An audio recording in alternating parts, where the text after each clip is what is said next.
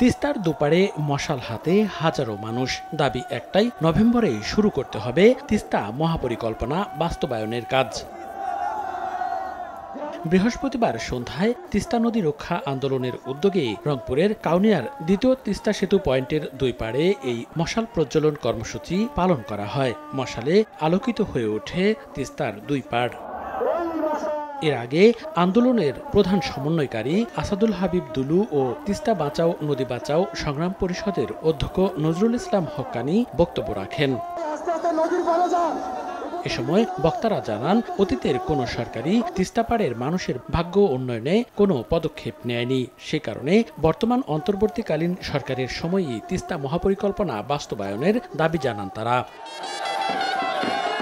একই দাবিতে কর্মসূচি পালিত হয় কুড়িগ্রামের রাজারহাটেও। নিজেদের অস্তিত্ব রক্ষায় তিস্তা প্রকল্প বাস্তবায়নের বিকল্প দেখেন না স্থানীয়রা।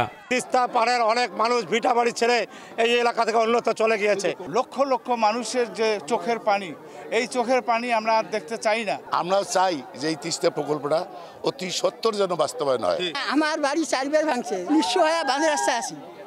বাড়ি করার মতো কোনো জায়গা নাই। তড়িৎ গতিতে আমাদের এই মহাপরিকল্পনা বাস্তবায়নের জন্য অনুরোধ জানাচ্ছি।